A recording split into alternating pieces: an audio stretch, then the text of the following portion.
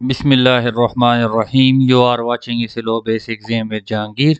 Mathematics class 10th, Unit 9, Chords of a Circle, Theorem 9.1 को हमने discuss करना है इस वीडियो में। लेकिन वीडियो पे जाने से पहले आपसे गुजारिश कि अगर आपने अभी तक हमारे चैनल को सब्सक्राइब नहीं किया तो वीडियो के नीचे सब्सक्राइब के बटन पे क्लिक करें, वीडियो को लाइक करें और अपने दोस्तों के साथ भी शेयर करें ताकि वो भी इससे फ़ायदा उठा सकें। सबसे पहले हम थ्योरम का स्टेटमेंट देखते हैं, फिर उससे हम ये निकालेंगे कि हमारे पास गिवन क्या है और हमने प्रूफ क्या करना है। थ्योरम का स्टेटमेंट कहती है कि one and only one circle can pass through three non collinear points. अब इसमें सबसे पहली चीज़ जो है कोलिनियर पॉइंट्स और नॉन कोलिनियर पॉइंट्स किसे कहते हैं, आपको ये पता होना चाहिए, अदरवाइज थ्योरम का समझना थोड़ा सा मुश्किल होगा। कोलिनियर पॉइंट्स जो है points that lie on the same straight line are in a single line. एक लाइन में, स्ट्रेट लाइन में जितने भी पॉइंट्स होते हैं वो कोलिनियर पॉइंट्स कहलाते हैं। जिस तरह यहाँ पे डायग्राम में मैंने दिखाया है, एक लाइन है उसमें ए बी सी और डी के नाम से पॉइंट्स हैं। ये पॉइंट्स जो हैं कोलिनियर हैं। और नॉन कोलिनियर पॉइंट कौन से होते हैं? That do not lie on same line, वो एक लाइन पे नहीं होते। We can not draw a single straight line through these points.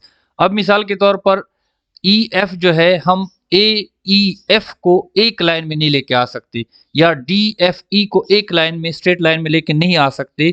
तो ये जो है ये नॉन कोलिनियर पॉइंट्स हैं। आई डू होप आप लोगों को नॉन कोलिनियर की समझ आ गई होगी।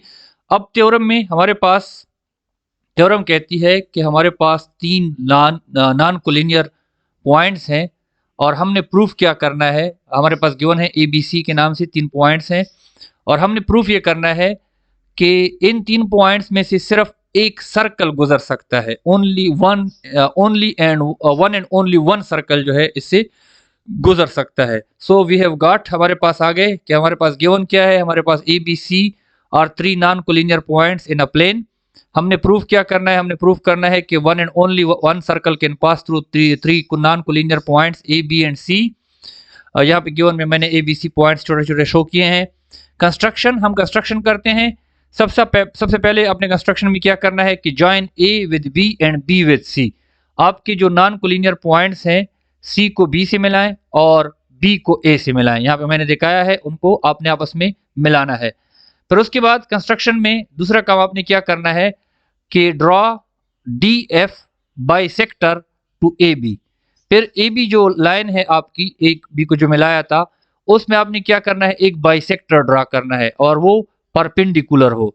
मतलब बाइसेक्टर का मतलब मैं कई दफ़ा बता चुका हूँ थ्योरम्स में। बाइसेक्टर का मतलब ये होता है जो इसको दो बराबर हिस्सों में तकसीम करे।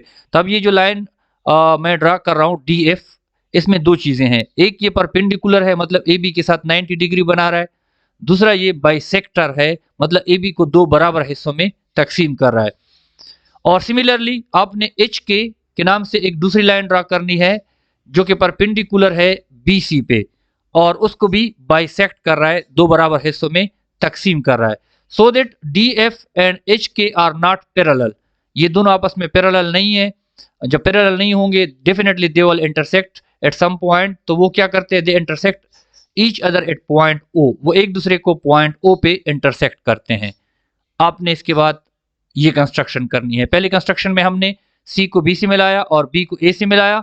दूसरे कंस्ट्रक्शन में हमने ए बी का बाइसेक्टर लिया परपेंडिकुलर और बी सी का बाइसेक्टर लिया परपेंडिकुलर, और उन दोनों बाइसेक्टर उन्होंने जो परपेंडिकुलर बाइसेक्टर ड्रा किए थे, उन्होंने पॉइंट ओ पे एक दूसरे को इंटरसेक्ट किया। उसके बाद आपने क्या करना है तीसरी कंस्ट्रक्शन में कि join A B and C with point O. जो पॉइंट ओ आपके साथ आया था उसको आप पॉइंट ए के साथ मिलाएं, पॉइंट बी के साथ मिलाएं और पॉइंट सी के साथ मिलाएं। इस डायग्राम में मैंने इसको ब्लैक कलर से और डॉटेड में शो किया है।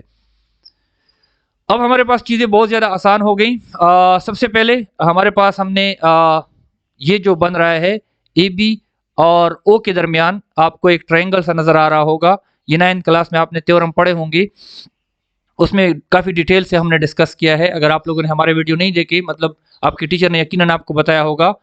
Every point on D F is equidistance from A and B. हमारे पास ए और बी से डी एफ का जो लाइन है वो इक्विडिस्टेंस है, मतलब दो हर जगह पे बराबर का फासला है। उसकी वजह क्या है कि DF जो है वो परपेंडिकुलर बाइसेक्टर है AB का। जब परपेंडिकुलर है और बाइसेक्टर भी है, दो बराबर हिस्सों में तकसीम कर रहा है, तो इसका मतलब है कि ये इन दोनों से क्या होगा, इक्विडिस्टेंस होगा, सेम फासले पे होगा। और ये हमने कंस्ट्रक्शन में किया था। इन पर्टिकुलर इससे हमारे पास क्या आया कि OA जो है वो हमारे पास OB के बराबर है। ये हमारे पास बन गया इक्वेशन 1। हमने इक्वेशन 1 बनाया किससे, हमारे पास OAB या AOB के नाम से जो ट्रायंगल है उसमें जो बाइसेक्टर है AB का, उसके बारे में हमने कहा कि ये इक्विडिस्टेंस है। जब इक्विडिस्टेंस है वो हमने कंस्ट्रक्शन में किया था, तो इसका मतलब ये है कि OA जो है वो OB के बराबर है। अब हमारे पास दूसरा ट्रायंगल जो बन रहा है BOC, उसमें भी हमारे पास परपेंडिकुलर बाइसेक्टर है HK, वो भी इक्विडिस्टेंस है B और C से। ये हमने कंस्ट्रक्शन में किया था। बाइसेक्टर है तो जाहिर बात है दो बराबर हिस्सों में तकसीम किया है तो फासला सेम होगा। तो इसलिए जब भी इस तरह की ट्रायंगल होती है उसका बाइसेक्टर जो है इक्विडिस्टेंस होता है। ये थ्योरम है 9 क्लास में। तो जब ट्रायंगल में एक का बाइसेक्टर जो होता है बाकी दो साइड से इक्विडिस्टेंस होता है तो वो दो साइड आपस में बराबर होते हैं। तो इसलिए हमारे पास OB is equal to OC, ये हमारे पास बन गया equation 2। Now O is the only point common to DF and HK which is equidistant from A, B and C। अब हमारे पास कुल मिला के बात इस तरह बनी कि वो O जो है वो सिंगल पॉइंट है जिससे हमारे पास DF और HK जो है वो इक्विडिस्टेंस है, मतलब जिसके फासला जो है उनका बराबर है।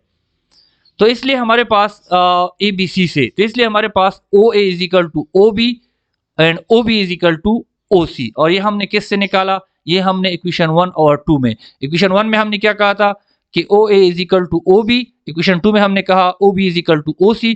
जब OA जो है OB के बराबर है और OB जो है OC के बराबर है तो तीनों आपस में क्या हो गए, बराबर हो गए। However there is no such other point except O।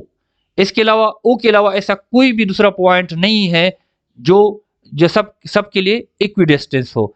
Hence a circle with center O and radius OA and radius OA will pass through।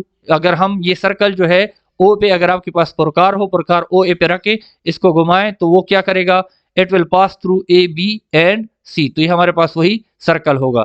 Ultimately there is only one circle which passes through the three given points A, B and C। तो इस तरह हमारे पास ये वाहिद circle होगा, क्योंकि किसी दूसरी जगह से आप ड्रा करोगे सर्कल तो वो तीनों पॉइंट्स पे नहीं आएगा। तो इसलिए हमारे पास इन तीनों पॉइंट्स पे गुजरने के लिए सिर्फ एक ही सर्कल होता है जिसका सेंटर हमारे पास O के नाम से है। So this was all about theorem 9.1। Thanks for watching, but don't forget to subscribe our channel and share with others for their educational help. मिलेंगे नेक्स्ट वीडियो में। अपना ख्याल रखिएगा, तब तक के लिए अल्लाह हाफिज़।